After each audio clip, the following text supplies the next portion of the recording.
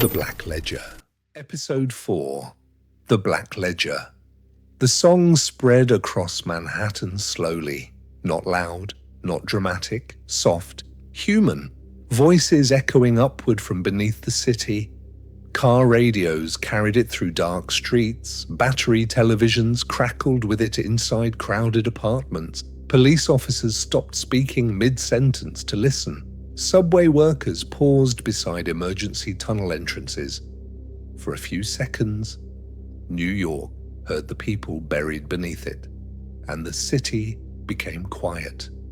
Inside Citadel, the Parliament transmission cut violently through the singing again. Citizens are advised to ignore unauthorized broadcast material. Cold, measured, official, the exact language systems use when truth becomes inconvenient. Adrian stood beside the emergency console silently, listening to both voices collide across the city, the Parliament speaking structure, the survivors speaking memory, and, somewhere between them, Manhattan, deciding which version sounded more human. Broker watched the monitors carefully. The hidden exhaustion in his face remained, but something else had appeared too. Recognition, not victory, not defeat. Recognition. Because for the first time in decades, the survivors were no longer trapped beneath silence. Gunfire echoed again through the upper tunnels above Citadel. Closer now. Harris checked the corridor entrance. They're moving fast. One of the operators shouted nervously. Recovery teams breached North Archive sectors. Rachel looked toward Broker. What do we do? Elias stared at the emergency broadcast signal, glowing red beside Adrian, then quietly answered, We finish it. Interesting. Very interesting. Because the man who built an ideology around systems had finally chosen exposure over control. Adrian activated the secondary visual feed. The underground monitors connected directly into public television frequencies across Manhattan. Static rolled across screens citywide. Then images appeared.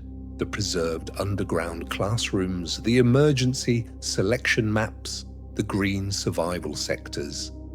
The sealed blast doors from 1958. Children's drawings hidden beneath Manhattan for 20 years.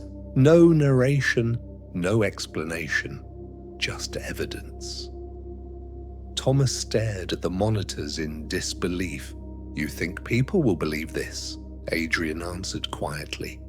They don't need to believe immediately. A pause. They just need to see it once. Because once people see hidden structures, they never fully forget them again. The Parliament voice returned instantly across the emergency frequencies. These images are fabricated disinformation designed to create public destabilization. But the statement already sounded weaker. Too late.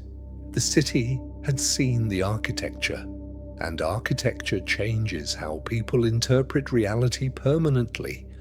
The underground station trembled violently again. Another ceiling section collapsed near the preserved archives. Dust swallowed half the lower platform. Citadel was dying quickly now. Then the upper blast doors exploded inward. Parliament recovery teams stormed into the underground city. Black tactical uniforms, military precision, faces hidden behind dark visors. The divided circle symbol burned silver across their shoulders.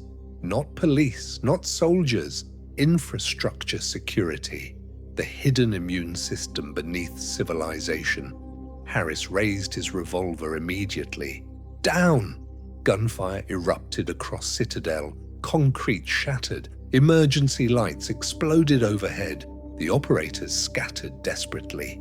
Rachel dropped beside the communications desk. Thomas froze completely. Broker moved instantly. Not toward cover, toward the lower blast doors leading deeper underground. Adrian noticed immediately. Interesting, very interesting. Because Elias still prioritized the survivors first, not himself, not the archives, the people below. The Parliament teams advanced through Citadel methodically. No shouting, no panic, just clean, coordinated movement, terrifying professionalism. One of them reached the broadcast controls, then stopped suddenly. The emergency screens changed again automatically. Not by Adrian, not by Broker, by someone else. A new image appeared across every monitor in Citadel. An older man, white hair, perfect suit, calm eyes, sitting inside a dark office somewhere above Manhattan. The Parliament leader, the voice from the transmissions. The man spoke quietly. Elias. Broker froze completely. The entire underground city seemed to stop breathing for a second. The older man continued calmly. You should have stayed below. Adrian watched Broker carefully now. No ideology left, only memory. The older man folded his hands slowly. You were given survival when others were not. Thomas whispered. Oh my God. The Parliament leader continued. And this is how you repay continuity? Broker's voice finally returned, cold, controlled. You buried children. The older man nodded once. Yes. Silence crushed the underground city. No denial, no defense, just acknowledgement. Because men like this never viewed morality emotionally, only structurally. The Parliament leader continued calmly. We preserved civilization. Adrian stepped toward the monitors slightly. No. A pause. You preserved yourselves. The older man looked toward the camera for the first time, toward Adrian. Interesting, very intelligent eyes, dangerous eyes. Mr. Vale, no surprise in his tone, no anger, only evaluation. You misunderstand the nature of collapse. Gunfire echoed again through Citadel behind them. Parliament teams moving closer. The older man continued. Every civilization eventually reaches the same equation. The emergency maps flickered across the screens behind him. Resources become limited. Another image. Evacuation simulations. Fear becomes contagious. Another. Civilian panic models. And someone must choose which structures survive. Adrian answered quietly. That's the lie. The older man tilted his head slightly. Interesting reaction. You believe equality survives catastrophe?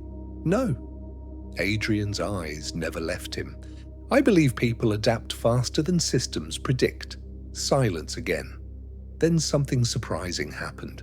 The Parliament leader smiled faintly. Not mockery. Recognition. You are exactly why Elias became dangerous. Broker looked toward Adrian slowly. The older man continued. He still believes individuals matter more than architecture. The statement echoed strangely through Citadel, because deep down, Broker had spent years pretending otherwise, yet every action he took tonight proved the opposite. He preserved the survivors, protected memory, exposed the underground systems, not for control, for people. And suddenly Elias understood it too. The Parliament leader noticed immediately. Of course he did. Men like him notice ideological fractures instantly. His expression hardened slightly for the first time.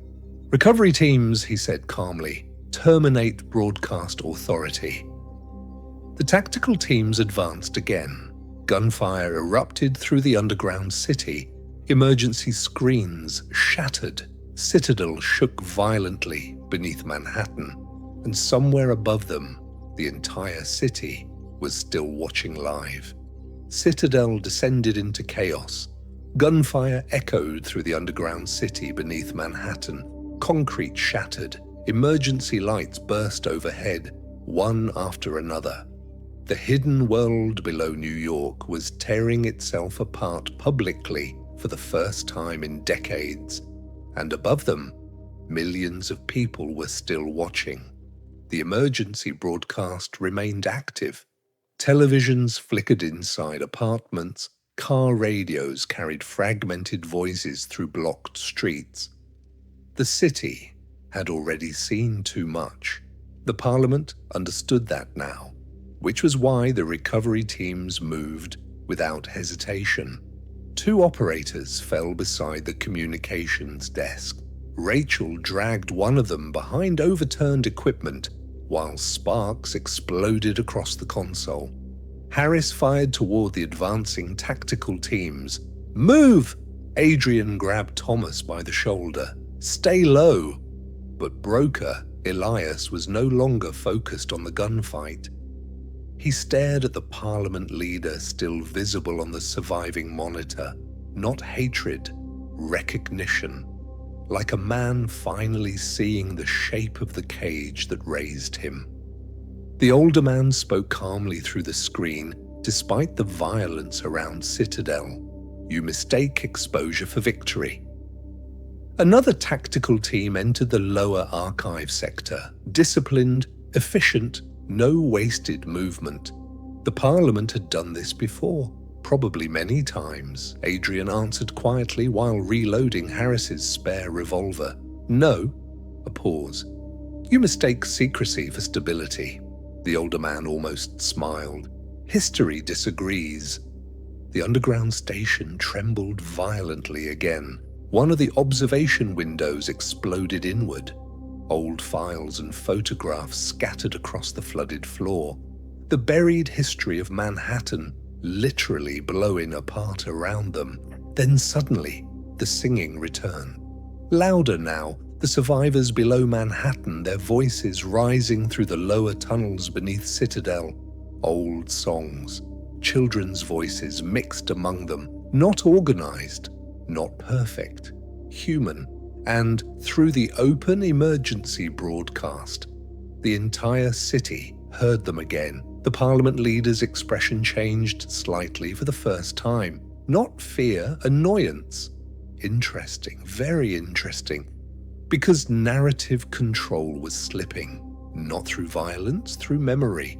Broker moved towards the surviving transmission console slowly.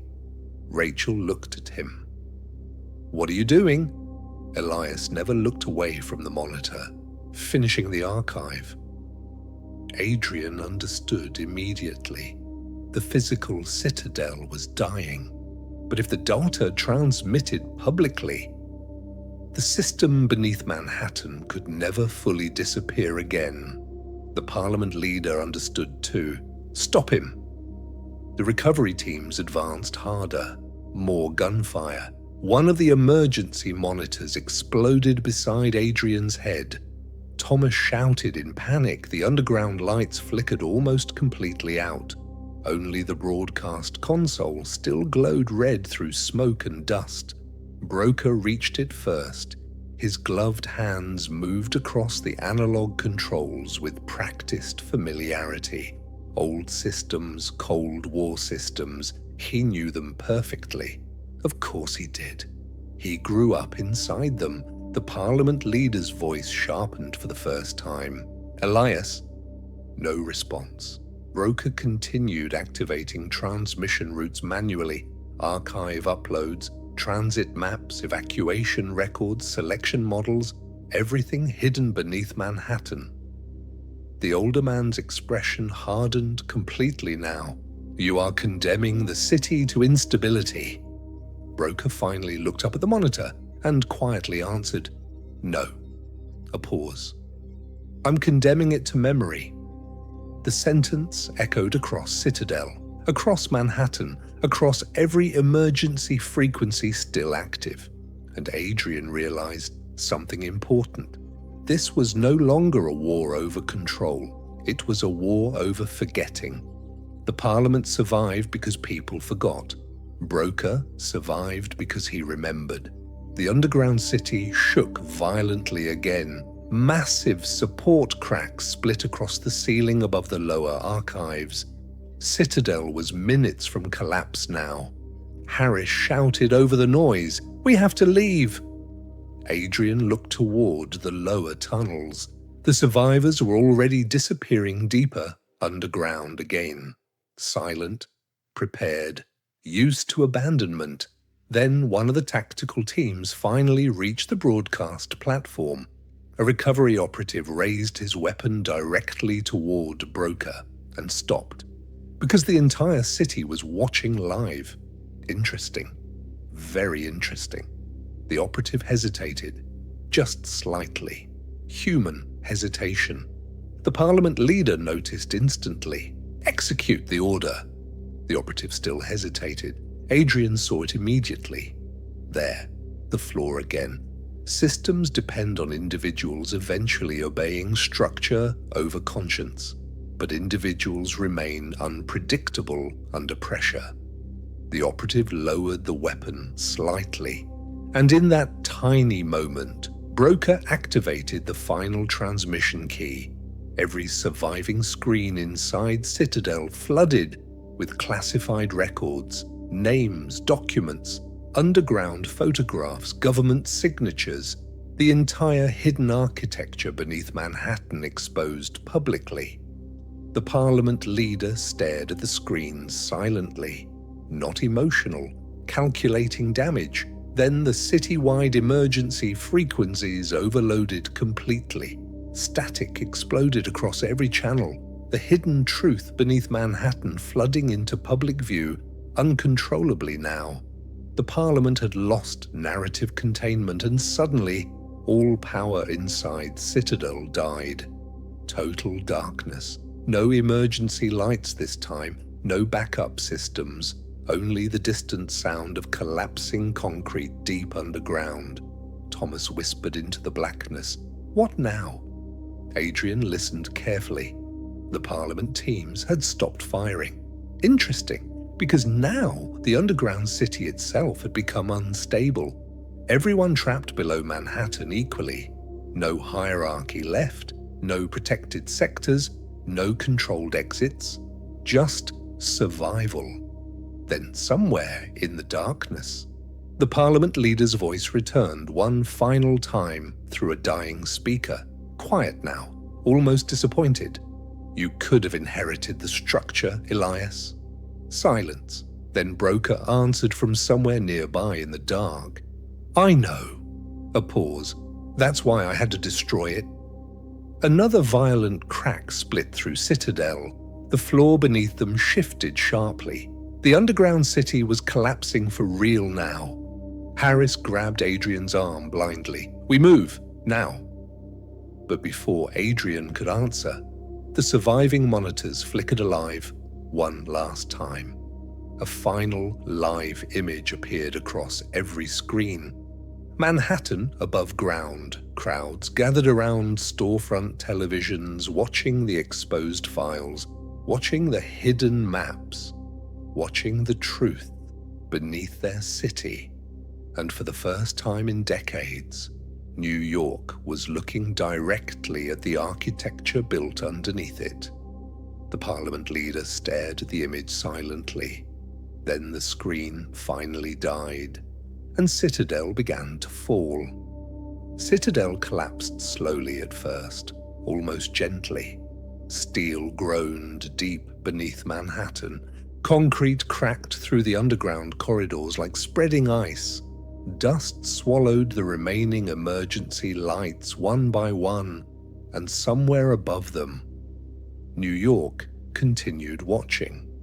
The truth beneath the city was no longer hidden. That mattered more than the tunnels now. Adrian could barely see through the darkness.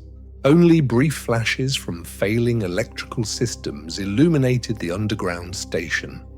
Harris grabbed Thomas and forced him toward the lower maintenance corridor. "Move!" The surviving recovery teams were retreating too now. Interesting. Very interesting. Because even the Parliament understood something essential. Structures matter less when foundations collapse. Another section of Citadel caved inward behind them. The preserved archive chambers disappeared beneath falling concrete. The hidden classrooms, the forgotten belongings, the buried history of Manhattan. vanishing again into darkness, but this time, not silently. Broker moved beside Adrian through the smoke-filled corridor. No guards now, no followers, no ideology, only survival.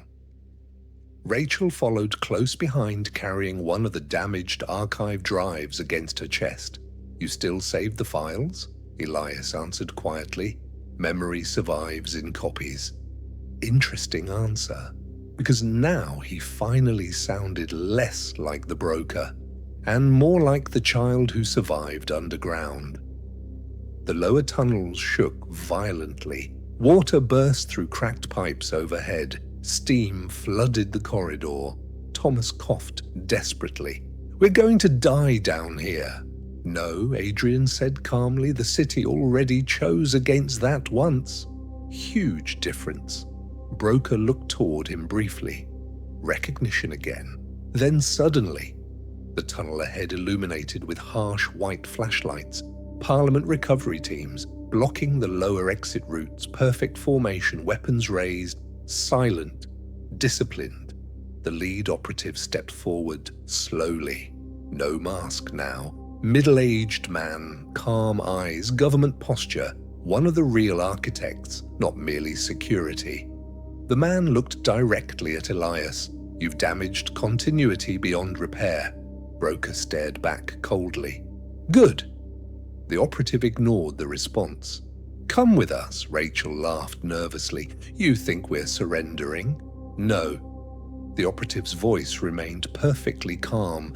"We think the city above will need a controlled explanation." There it was. Always narrative, always structure. The Parliament still believed truth could be reorganized if the correct people controlled the aftermath. Adrian stepped slightly forward. "You lost the city the moment people saw the architecture." The operative looked toward him for the first time. Interesting eyes, not cruel, worse, practical. "People forget remarkably quickly, Mr. Vale." A pause, especially when frightened. Broker answered quietly. "That's why you built the system underground." The operative nodded once. "Yes?" No shame, no denial, only logic. The tunnel trembled violently again. A section of ceiling collapsed between both groups. Sparks exploded through the corridor. The underground city was tearing itself apart faster now. The operative looked upward briefly. "Citadel will not survive another 20 minutes. Harris tightened his grip on the revolver. "Then maybe we stop talking." The operative ignored him. His eyes remained on Elias. "You still don't understand." Broker almost smiled bitterly. "No." A pause. "I finally do." Interesting, very interesting. Because Adrian realized Broker's philosophy had changed completely tonight. He no longer believed systems should collapse to reveal truth. Now he understood systems always regenerate unless people remain conscious of them. Memory mattered more than destruction. The operative stepped closer through falling dust. "The city needs structure." Adrian answered quietly. "The city needs visibility." Another crack split through the underground tunnels. Then suddenly, the emergency radios burst alive again. Public frequencies, civilian voices, not police, not government, ordinary people. They're reopening shelters in Brooklyn, volunteers directing traffic near Midtown, citizens organizing medical stations, human improvisation, still spreading, still surviving. The operative listened silently, then calmly replied, "Temporary sentiment." Adrian shook his head slowly. "No." A pause. "Temporary humanity becomes history faster than systems expect." The operative finally raised his weapon, not angrily. Decision made. History is written by surviving structures. Then the tunnel lights died completely again. And somewhere above Manhattan, thunder rolled across the city. A second later, The tunnel ceiling collapsed between them. Concrete exploded downward. Steam, dust, metal. The Parliament operatives vanished behind falling debris. Harris dragged Thomas backward immediately. Run! The underground corridors beneath Manhattan became a maze of collapsing darkness. Pipes burst. Water flooded through the lower maintenance channels. Emergency sirens screamed from dying speakers. Citadel was no longer a hidden city. It was a grave collapsing into itself. Adrian moved quickly through the lower tunnels. Broker beside him, Rachel carrying the archive drives. No one speaking now, only survival. Then Broker suddenly stopped. Adrian turned instantly. What? Elias stared toward a side corridor disappearing deeper underground. The survivors. Their tunnels. Their hidden world beneath Manhattan. Adrian understood immediately. You can't go back. Broker's eyes remained fixed on the darkness. They survived once already. Yes. Another pause, but the Parliament will hunt them forever. Silence. Then Rachel stepped toward him slowly. So, what do we do? Broker looked toward the archive drive in her hands, then toward Adrian. Finally, he answered quietly. We make forgetting impossible. Another violent collapse shook the tunnels. The maintenance lights ahead flickered weakly. Street-level access somewhere nearby. The first real exit route. Adrian looked toward it, then back toward Elias. And for the first time, he realized something strange. The broker never truly wanted to survive this. He only wanted the city to remember before he disappeared beneath it again. The tunnel ahead suddenly flooded with cold night air. An open maintenance hatch above. Street access. Manhattan, alive, noisy, human. Harris climbed upward first, then Thomas. Rachel followed with the archive drives. Adrian paused at the bottom of the ladder. Broker still stood in the darkness behind him, half hidden by dust and shadows, the city collapsing softly around him. You coming? Adrian asked quietly. Elias looked upward toward the sounds of Manhattan returning above them. Car horns, voices, sirens, life continuing imperfectly. Then he answered, I was never built for the surface. Before Adrian could respond, the tunnel behind Broker collapsed violently. Darkness swallowed the corridor instantly. Concrete, dust, silence. The broker vanished beneath Manhattan, and above them, New York kept breathing. Rain fell over Manhattan again, cold, steady, relentless. Adrian emerged from the maintenance hatch onto a side street near Chinatown just before dawn. The city looked wounded. Traffic lights flickered inconsistently. Steam poured from broken subway vents.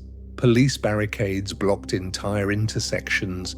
Crowds gathered around electronics store windows, replaying fragments of the underground broadcasts. The hidden city beneath Manhattan had become public knowledge overnight, not fully understood, but seen. And once something is seen, it changes permanently. Harris climbed out behind Adrian, holding his shoulder painfully. Thomas Reed followed next, coughing from dust and smoke. Rachel emerged last with the archive drives wrapped beneath her coat. The hatch sealed behind them automatically, like Manhattan itself was swallowing the underground again. For several seconds, nobody spoke. The city sounded different now, not calm, aware. That was worse for institutions. Awareness spreads slowly, but it never fully disappears. Emergency vehicles screamed through distant avenues. News helicopters circled overhead. People argued openly in the streets, not about panic, about truth. Thomas looked toward the skyline in disbelief. It's really over. No, Adrian said quietly. It just became visible. Huge difference. Rachel looked toward the archive drives in her arms. What happens now? Adrian watched the people gathered around a nearby radio store, broadcast recordings replayed through static. The survivors singing underground, the evacuation maps, the Parliament symbol, the hidden architecture beneath Manhattan. The city decides what to remember. Harris lit a cigarette with shaking hands. And what if they bury it again? Adrian's eyes moved slowly across Manhattan. They will try. Of course they would. Governments survive through narrative stabilization. The Parliament understood that better than anyone. Then suddenly, every television inside the electronics store changed simultaneously. The same older man appeared again, the Parliament leader, calm as ever, perfect suit, perfect posture, not hiding anymore, interesting, very interesting. The street around them quieted immediately. People stopped walking, stopped talking, listening. The man spoke softly through the public broadcast. Citizens of New York. No emergency tones now, no secrecy, only confidence. Last night, unauthorized actors triggered catastrophic infrastructure instability beneath Manhattan. Thomas stared angrily. He's rewriting it already. Yes. Exactly as Adrian expected, the Parliament leader continued. Emergency continuity systems prevented mass civilian casualties. Adrian almost smiled slightly. Interesting wording. Not denial, reframing. The most intelligent kind of lie always contains enough truth to stabilize perception. The broadcast continued. Several individuals involved in the underground attacks remain missing or deceased. Rachel looked toward Adrian carefully. They mean broker. No. Adrian already understood something else. The Parliament would never publicly acknowledge Elias as real. Myths are dangerous, especially dead ones. The older man's eyes seemed colder now, more careful. Citizens are advised not to spread fabricated information regarding historical evacuation operations. There it was, the real fear. Memory, not collapse, not violence, memory. The Parliament could rebuild tunnels, restore systems, repair infrastructure. But public awareness, that was harder to contain. Then something unexpected happened. A woman near the electronics store shouted loudly, "They left people underground." Silence spread across the street. No one stopped her. Another man spoke. "I saw the broadcasts." Then another voice. "And the maps." A police officer nearby looked uncertain, not suppressing the conversation, listening. Interesting, very interesting. Because the structure above Manhattan had changed slightly overnight, not collapsed, shifted. The Parliament leader noticed it too. His expression remained calm, but Adrian saw the calculation behind the eyes. The city was no longer fully predictable. The broadcast ended abruptly. Static replaced the screen. Then ordinary news coverage resumed. But the silence left behind felt different now. People had questions, and systems fear questions more than panic.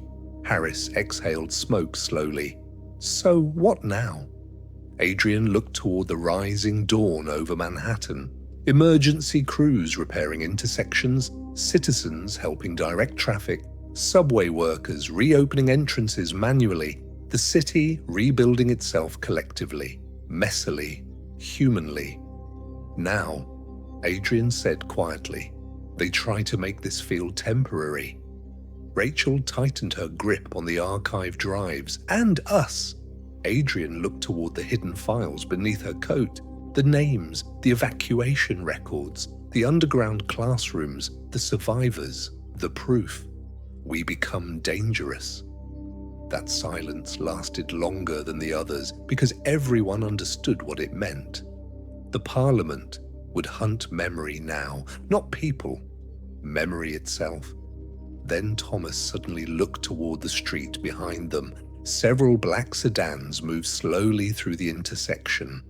No license plates, dark windows, the divided circle symbol faintly visible behind the windshield. Harris noticed immediately. "We need to move." Adrian nodded once, but before they could leave, a newspaper truck skidded around the corner nearby. Bundles of early morning editions spilled across the wet street. One paper slid directly toward Adrian's feet. He picked it up slowly. Front page headline, "Blackout Night Exposes Secret City Under Manhattan." Interesting. Very interesting. Not fully controlled yet. The Parliament had not stabilized the narrative completely. People inside the system were leaking information already, fractures spreading upward now. Rachel looked at the headline quietly. "They're losing control." "No," Adrian replied softly. "They're losing certainty." Huge difference. The black sedans stopped half a block away, doors opening slowly, Parliament recovery teams stepping into the rain, not rushing, not panicking, because systems like this survive through patience. Adrian folded the newspaper carefully, then looked once toward the sealed maintenance hatch behind them, toward the buried city beneath Manhattan, toward Elias, maybe dead, maybe not. Hard to know with men built from memory and tunnels. Then Adrian finally turned away. "Come on." Thomas looked nervous. "Where are we going?" Adrian stepped into the rain-filled street, the city waking around them, questioning itself for the first time in decades, then quietly answered, "To find the people who built the Parliament. Because somewhere above Manhattan, the real architects were still alive, and the game beneath the city had only reached the middle." Morning spread slowly across Manhattan. Grey light reflected from rain-covered streets. Steam drifted upward from subway vents like the city itself was still breathing smoke from the night before. New York looked functional again. That was the terrifying part. Cities recover appearances faster than truth. Adrian sat silently in the back of a stolen black sedan, moving through lower Manhattan traffic. Thomas Reed slept against the window from exhaustion. Harris drove without speaking. Rachel sat beside Adrian with the archive drives resting beneath her coat like explosives. In many ways, they were. The files hidden inside those drives could destabilize institutions older than governments, and institutions rarely forgive exposure. The radio crackled softly. Every station discussed the blackout. Different explanations already forming. Infrastructure failure, terrorist attack, emergency systems malfunction. No one agreed yet. The Parliament was trying to rebuild narrative control before public memory solidified. Adrian watched pedestrians crossing intersections carefully. Most looked normal. Coffee cups, briefcases, morning newspapers.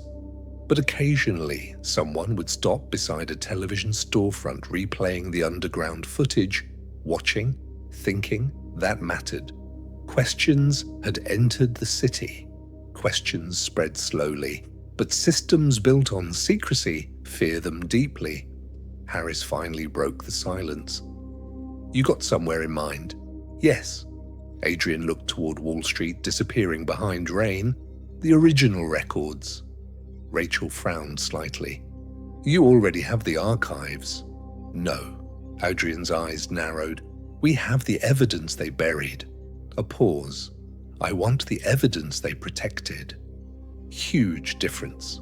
Broker exposed the machinery beneath Manhattan, but the real architects still remained hidden above it. And Adrian understood something essential now.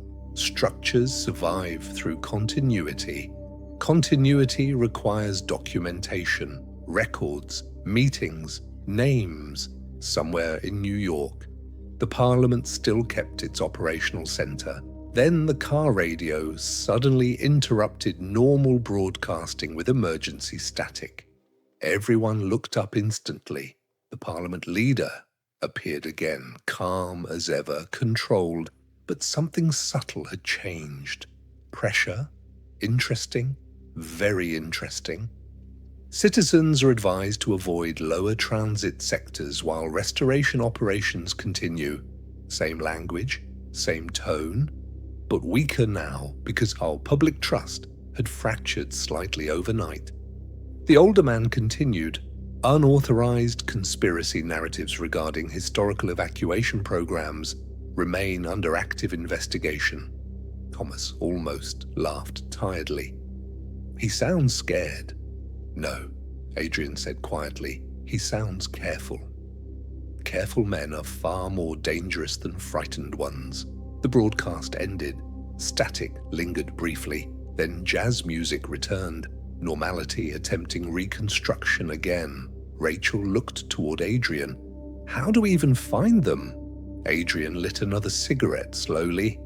Systems leave patterns, a pause, and powerful people repeat routines. He unfolded one of the printed Parliament files from the archive drives. Most names were redacted, but not all.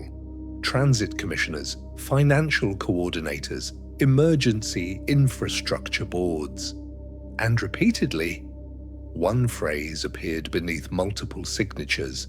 Glass oversight session. Interesting, very interesting. Glass protocol, glass cipher, glass oversight. Not random terminology. Institutional language always reveals hierarchy, unintentionally. Adrian stared at the phrase quietly, then finally understood. The Parliament doesn't meet underground. Harris glanced toward him. What? It meets above the city, Thomas frowned. Then why all the tunnels? Because tunnels preserve continuity. Adrian folded the document carefully, but decisions require visibility. Rachel slowly realized what he meant. They'd choose somewhere symbolic. Yes, another pause. Somewhere built around observation. The car stopped at a red light near Midtown. Adrian looked upward through rain-covered windows. Glass towers surrounded them on every side. Mirrors reflecting mirrors endlessly. And suddenly, there it was. The answer had been visible from the beginning. Glass. Not just metaphor, architecture, observation, visibility disguised as transparency. The skyscrapers, Adrian whispered. Harris frowned. What about them? Adrian's eyes moved toward the tallest towers above Manhattan. The Parliament never hid underground. A pause. It watched from above. Interesting, very interesting, because now the entire philosophy aligned perfectly. The tunnels below preserved survival systems. The towers above preserved decision systems. Hidden hierarchy beneath visible civilization. The car radio crackled again, suddenly. A news reporter speaking urgently. Multiple financial records destroyed overnight in unexplained data failures.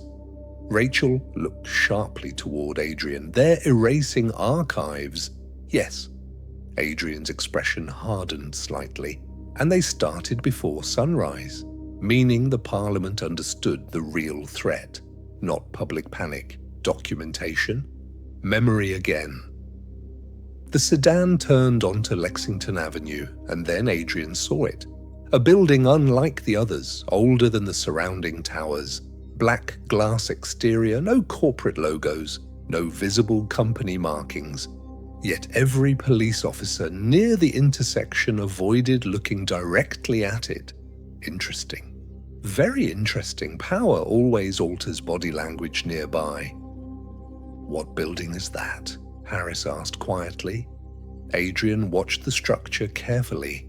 No public entrances visible from street level. Private security hidden behind mirrored windows and near the top floor. the divided circle symbol barely visible beneath reflected sunlight. There, the Parliament headquarters, hidden in plain sight. Rachel whispered, "Oh my God." The black sedans from earlier already surrounded parts of the building, recovery teams entering quietly. No public attention, no sirens, no visible panic, just controlled movement. The Parliament reorganizing after exposure. Adrian leaned back slowly. "Now we know where the architecture lives." Thomas looked terrified. "And what exactly are we supposed to do about it?" Silence. Rain tapped softly against the car windows. Then Adrian finally answered, "We make the city look upward." Because for decades, everyone feared what existed beneath Manhattan. But the real danger had always been the people deciding who deserved to survive above it. And somewhere inside the black glass tower, the Parliament was already preparing the next version of the truth. Rain streaked across the black glass tower, like cracks moving through a mirror. The building stood silent above Lexington Avenue. No company logo, no visible employees, no public identity, just reflective black windows rising into the grey Manhattan sky. Adrian watched it from inside the parked sedan across the street. Interesting structure, too isolated from surrounding traffic flow, too many unmarked security cameras, too many plainclothes officers pretending not to watch pedestrians. Power always leaves patterns, especially when it believes itself invisible. Thomas Reed stared nervously through the windshield. "That place looks dead." "No," Adrian said quietly. "It looks controlled." Huge difference. Rachel opened another archive file carefully beside him. Transit contracts, emergency infrastructure funding, civil defense committees, different organizations, same signatures, same hidden symbol buried inside official seals. Parliament never ruled publicly. It infected institutions structurally, like roots beneath a city. Harris checked the street mirrors again. "We've got company." A black sedan slowed half a block behind them, then another. Parliament recovery teams, patient. No sirens, no urgency. They already knew Adrian would come here eventually. Interesting, very interesting. Because that meant one thing. The Parliament wanted the confrontation too. Adrian stepped out of the car slowly. Rain soaked his coat immediately. The black tower reflected him back through hundreds of mirrored windows, a man standing beneath the architecture trying to expose it, fitting. Rachel grabbed his arm before he crossed the street. "What's the plan?" Adrian looked upward toward the highest floors. "Observation. That's not a plan." "No!" A pause. "It's survival." Because rushing systems like this gets people buried quietly.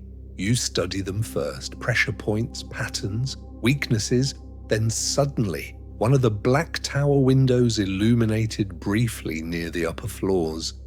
A single office light. Interesting. Most of the building remained dark intentionally, which meant someone wanted to be seen. Adrian noticed another detail immediately. The illuminated office blinds were partially open, not careless, deliberate, invitation. The game continuing, Thomas whispered, "He knows we're here." "Yes." Adrian lit another cigarette. "And he wants us looking upward now instead of underground." Huge difference. The Parliament leader understood perception perfectly. Every move shaped narrative. The city feared tunnels this morning, so he repositioned attention above ground. Visible authority, stabilizing hidden panic. Rachel looked toward the surrounding pedestrians. They're watching the building. People were slowing near the tower now, small groups gathering beneath news broadcasts, replaying the blackout footage. Curiosity spreading. questions spreading. Again. The Parliament leader understood something dangerous. Once public attention focuses on hidden structures, you either restore mystery quickly or become visible permanently. Then the black tower entrance opened. A single man stepped outside beneath an umbrella. Grey suit, silver tie, no visible security, middle-aged, calm government posture. He crossed directly toward Adrian through the rain. Not nervous, not hurried. That mattered enormously. The man stopped several feet away. Mr. Vale, not a question. Adrian exhaled smoke slowly. You know my name. Yes. The man handed him a white envelope carefully. Dry despite the rain. Interesting preparation. You're expected upstairs, Thomas whispered behind Adrian. This is a trap. The man almost smiled slightly. Of course it is. Honest answer. Adrian liked that more than he should have. He opened the envelope slowly. Inside waited a single black key card. No writing, no floor number. Only the divided circle symbol embossed faintly into the surface. Rachel stared at it nervously. You're not seriously going in there? Yes, Adrian answered quietly. Because systems reveal themselves most honestly when they believe they still control the room. The messenger adjusted his umbrella slightly. You'll come alone. Harris stepped forward immediately. Not happening. The man looked toward him calmly. The invitation was not extended to you. Adrian already understood. The Parliament wanted dialogue, not arrest. Not yet. Interesting, very interesting, because if they truly intended elimination, the recovery teams behind them would already be firing. This meant the Parliament still believed Adrian could become useful or controllable. Huge mistake. Adrian took the key card. When? The man looked toward the tower. Now. Then he turned and walked away through the rain without another word. No intimidation, no threats, just certainty. The most dangerous kind of power rarely needs performance. Thomas grabbed Adrian's coat sleeve. You can't trust them. No, Adrian said quietly, but I can study them. He looked toward Rachel. If I don't come back, you will, she interrupted immediately. Interesting response, not emotional, certain. People adapt to dangerous structures faster than they realize. Adrian handed her one of the archive folders. Release everything if the broadcasts stop. Rachel nodded silently. The black sedans behind them remained parked, watching, waiting. The Parliament was giving him access intentionally. That meant they still believed control remained recoverable. The real question was why. Adrian crossed the street slowly toward the black tower entrance. Rain reflected the city lights across the dark glass around him. The closer he approached, the stranger the building felt. Not corporate, not governmental, architectural. Like the structure itself existed to observe the city surrounding it. The lobby doors opened automatically before he touched them. Warm air drifted outward. Inside waited silence. No reception desk, no visible employees, only black marble floors and towering glass walls overlooking Manhattan. And at the center of the lobby, a massive scale model of New York City beneath glass. Every subway line, every financial district, every emergency route. The city reduced into structure. Adrian stepped toward it slowly, then noticed something chilling. The underground evacuation systems were highlighted beneath the model. Green sectors, red sectors, selection maps, still active, still operational. A voice echoed softly through hidden speakers above him. You finally understand. The city.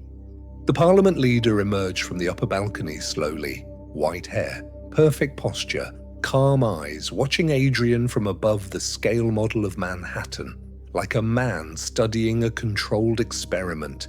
Adrian looked up toward him. "No." A pause. "I finally understand the architecture." The older man nodded slightly. Interesting reaction. Respect. Dangerous respect. Then he quietly said, "Come upstairs, Mr. Vale." The elevators behind the black glass walls activated automatically, and somewhere high above Manhattan, the real Parliament was waiting.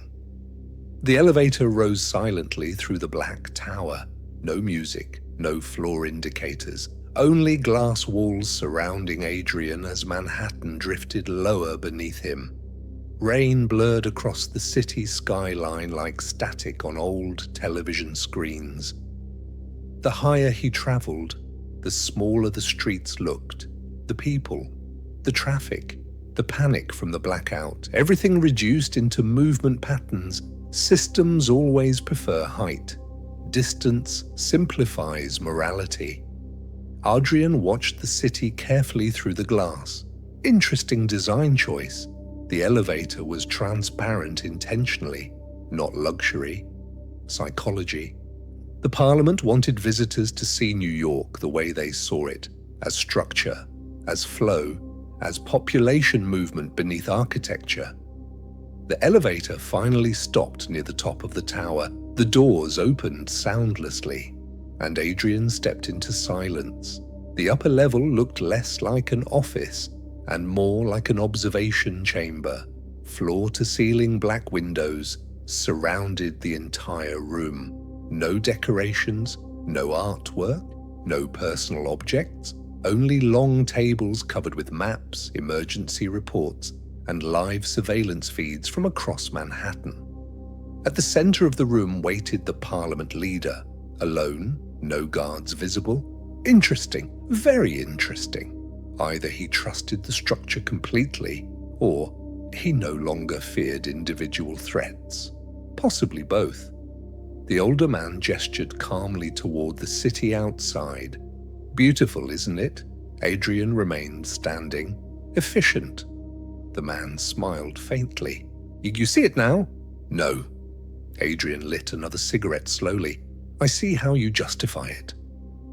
The Parliament leader studied him quietly for several seconds. Sharp eyes, careful mind. Not a politician. Worse, an engineer of institutions. Finally he spoke. Do you know why civilization survives, Mr. Vale? Adrian looked toward the glowing streets below. Because people adapt. No. The older man stepped toward the giant glass windows. Because systems absorb instability faster than individuals create it. There it was again. The philosophy beneath the Parliament. Control through architecture. Selection through structure. The man continued calmly. History is not shaped by morality. A pause. It is shaped by continuity. Adrian walked slowly toward the massive city model beneath glass. The evacuation sectors still glowed beneath Manhattan. Green, yellow, red. And now, new districts had already been updated after the blackout. Interesting. Very interesting. The Parliament was adapting the system in real time, even after exposure. Adrian looked up sharply. You're still preparing another selection. The older man did not deny it. Every city eventually requires one.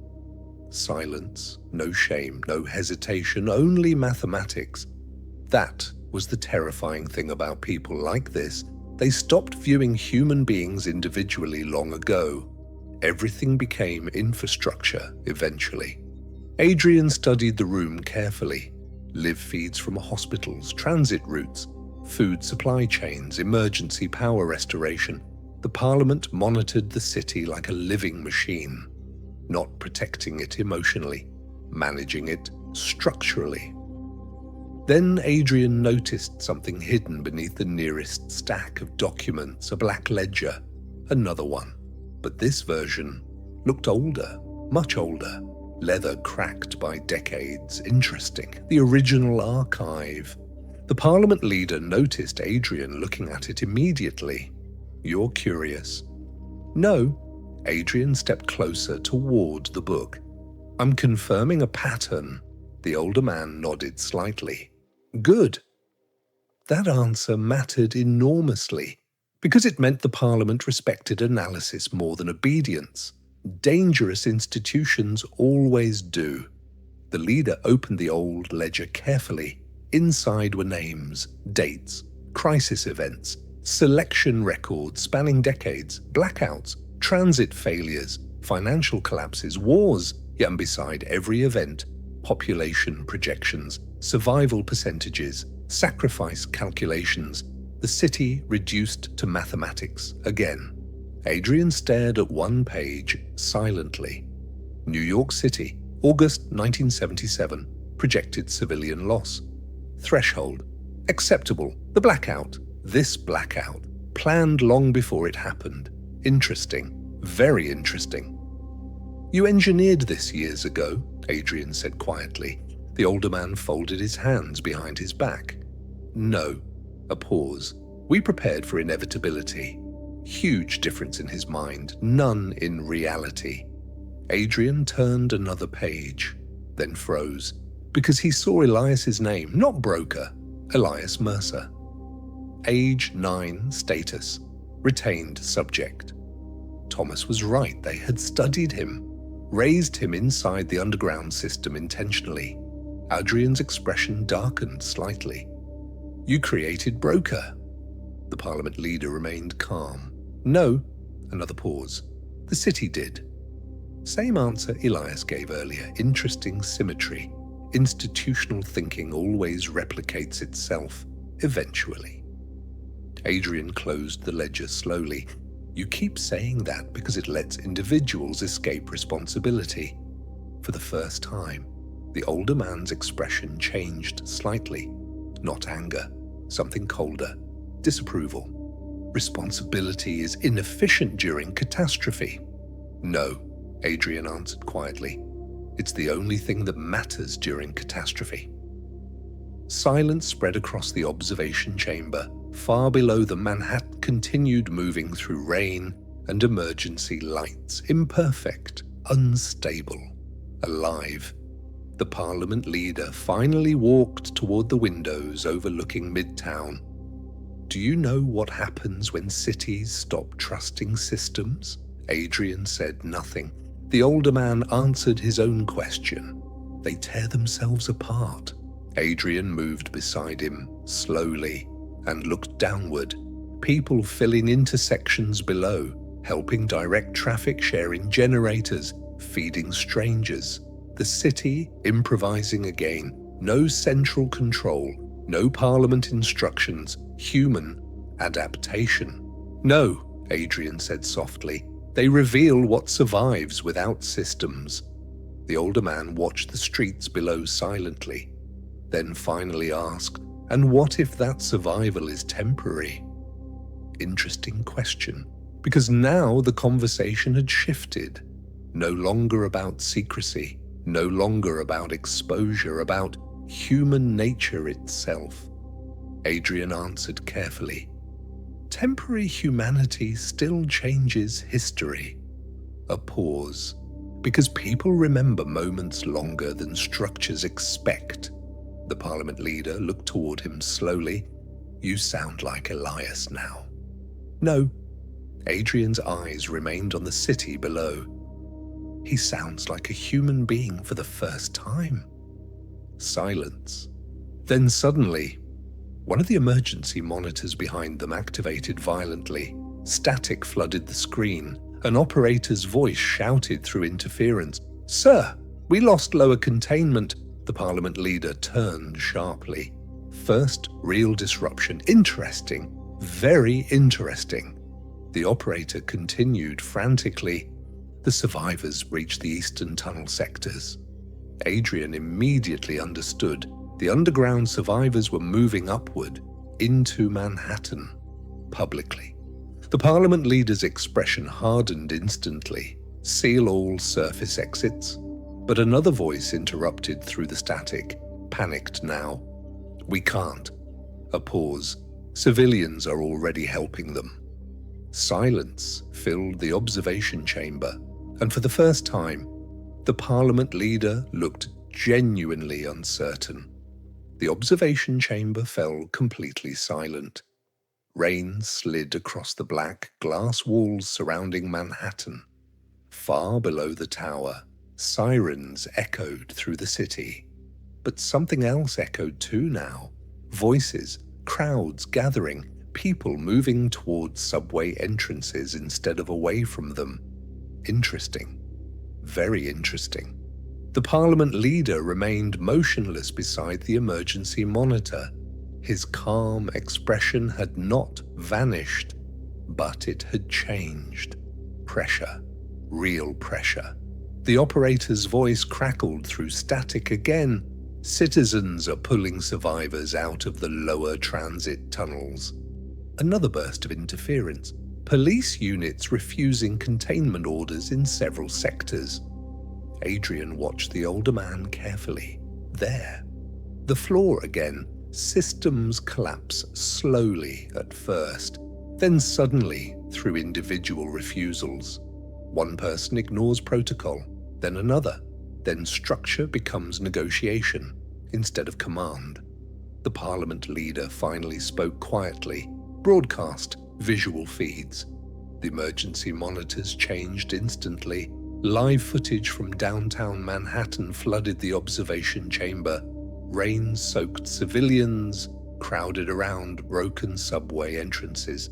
Transit workers pulling elderly survivors from underground tunnels, blankets, coffee, ambulances. No organized instructions, just people helping, because another human being was standing in front of them. The exact variable the Parliament never successfully calculated.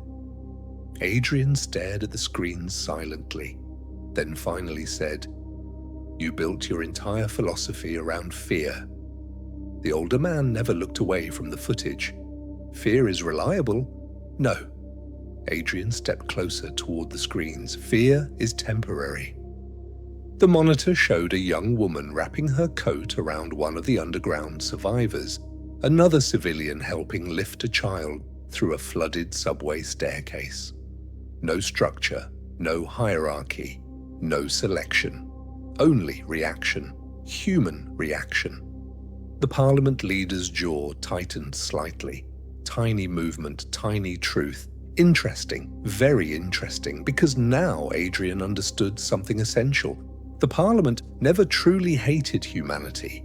It feared unpredictability.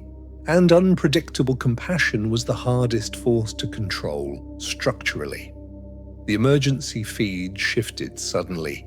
News helicopters now circled above Midtown, broadcasting live citywide. Reporters interviewing underground survivors openly. One elderly man spoke shakily into microphones. "They locked us below."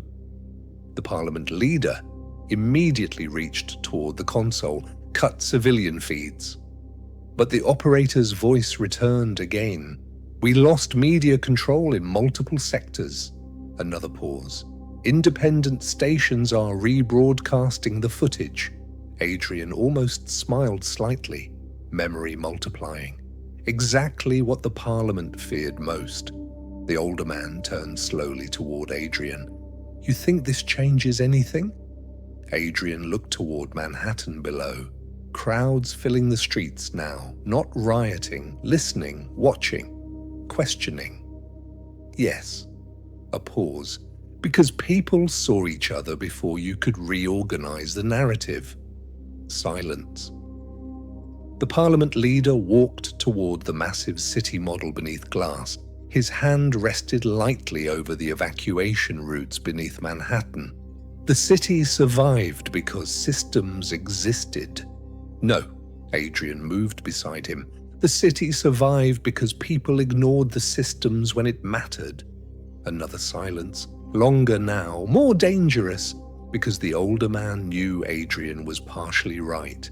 and partial truths destabilize ideological structures faster than complete lies. Then suddenly, the black tower lights flickered once, twice. The emergency generators beneath the building struggled briefly.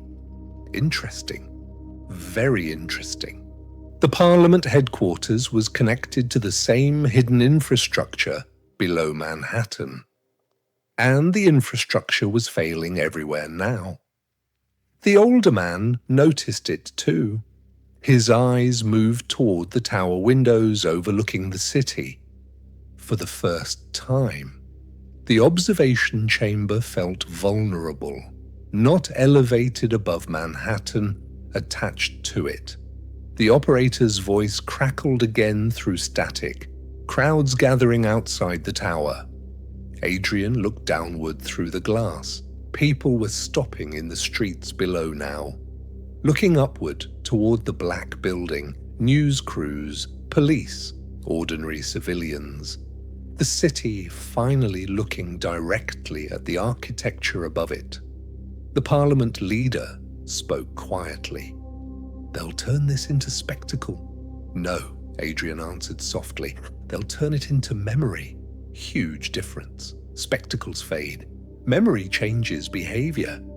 The older man walked slowly toward the original black ledger resting on the table. Ancient leather. Decades of hidden calculations, selection records, continuity planning. The entire philosophy of the Parliament contained inside one book. He opened it carefully, then looked toward Adrian. "Do you know what the first rule of civilization actually is?" Adrian remained silent. The older man answered himself. "Someone always decides who survives." Rain thundered softly against the glass tower. Adrian looked toward the streets below again, the civilians helping underground survivors into ambulances, the subway workers reopening tunnels manually, the police officers ignoring containment orders. Then he quietly replied, "No." A pause. "Someone always tries to." The Parliament leader stared at him for several long seconds. Then something unexpected happened. He laughed softly. Not mockingly, not angrily, almost tired. Interesting, very interesting, because now the certainty inside the room was cracking. Not structurally, philosophically. The older man closed the ledger slowly. "You think humanity improves?" "No." Adrian lit another cigarette. "I think humanity refuses to stay mathematically predictable." The emergency lights flickered again. Harder now. The tower trembled slightly beneath them, far below. The crowd outside the building continued growing. Questions spreading upward through Manhattan.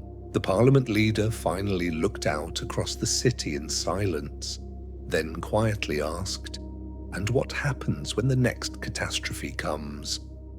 Adrian followed his gaze across the endless skyline, toward the imperfect city rebuilding itself below, then answered the same thing that always happens. A pause. People decide again. The older man said nothing, because deep down, that uncertainty terrified him more than collapse ever could. Then suddenly, the observation chamber doors burst open behind them. One of the Parliament operators rushed inside, pale, breathing hard. "Sir." The man hesitated. Interesting. Fear inside the structure itself now. "What is it?" the Parliament leader asked coldly. The operator swallowed, then finally said, "Elias Mercer is alive." Silence struck the room like a gunshot, and somewhere beneath Manhattan, the broker had returned. End of episode 4.